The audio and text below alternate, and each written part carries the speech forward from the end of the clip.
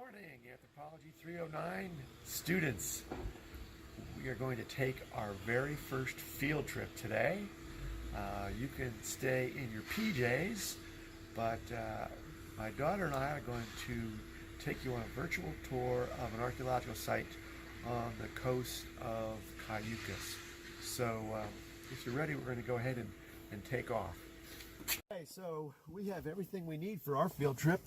We've got sunscreen, we've got water, I've got my trowel. Everything that we need is here, ready for us to take a foray up the coast. So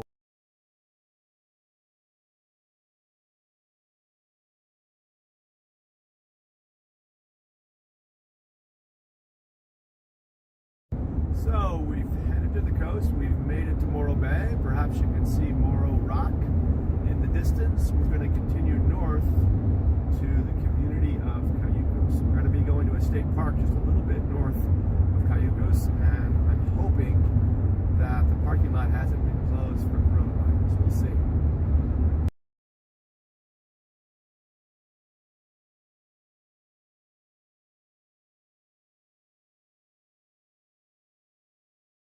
We have reached our destination. We're going to park the car right here, and we're going to head down to an archaeological site. There's nothing you can see from here to indicate that there was a prehistoric site here, but I'm going to show you the things on the ground that indicate that people have lived here in prehistory.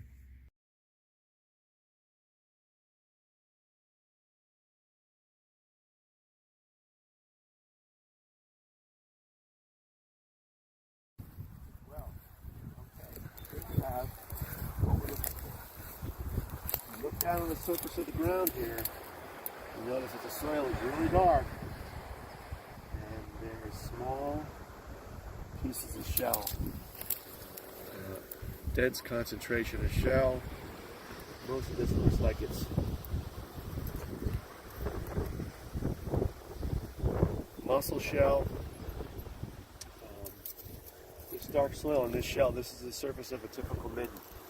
Typical coastal shell midden in California. In fact, they look all over the world midden like this. So these are a couple things that I found on the surface of the midden. This is a turban snail. It's a small little snail that would have provided a part of a meal. It's kind of like escargot in France. And then this is actually a piece of what we call stone debitage. This is a flake that represents the production of stone tools. And these are examples of really common things that we find on sites, coastal sites, along the coast of California, especially here in San Luis Obispo County. So we've moved down onto the beach, and we're looking up from the beach to the black soil that represents the midden. You can see it from there. If you look carefully, you see that down here we have relatively brown soil. Above that we have that characteristic black soil, and there's lots of little white specks. What we have here is a situation where this midden is being eroded by water action down on the beach. And so we can look up here and we can see a cross section of the midden.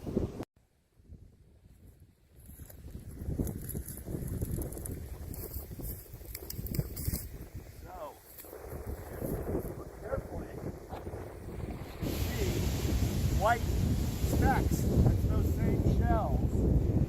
This is the midden deposit. So I pulled a couple of things that were eroding from the midden. What you can see here, this is a California mussel shell, Mytilus californianus. This is a limpet. These are typical types of shellfish that people really consume that occur on rocky shores like this one. These are two of the most common shellfish, common mollusks that we get in these types of sites. The other thing that we should see is abalone. They were very, very fortunate to have at their disposal what's today a delicacy, abalone or haliotis. Let's see if we can find some abalone. Okay, so we're walking along at the base of the midden, and there are things that have fallen out. This is another really common objects that we find in coastal shell middens. This is what we call fire-affected rock. This is a rock that was probably used in stone boiling during the time when this site was occupied. And there's a number of these on the surface here that have eroded from the midden above.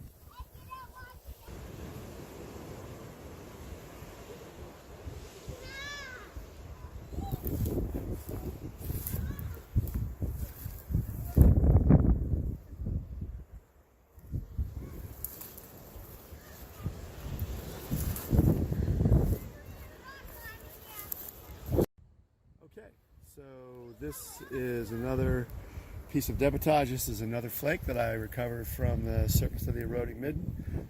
This is a really nice piece. This is made from a local stone called Monterey chert. It's very homogeneous. It's probably the most common type of stone that was used to produce stone tools. When we get back to the lab, I'll show you the diagnostic features of flakes and how they're produced. But this, again, represents prehistoric tool manufacture here at this location.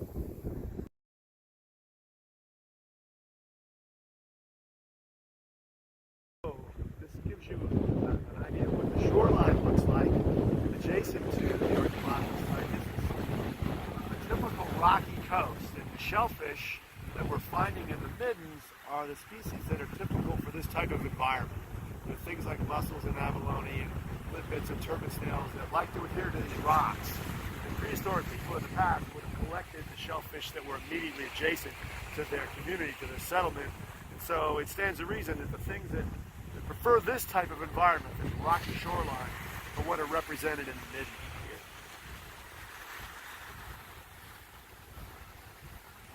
here. There's a turban snail down on the beach, and this is what they do. They adhere to rocks, and at low tide they're exposed, and people could come down and collect handfuls of them. There's still got the animal alive in it. We've got the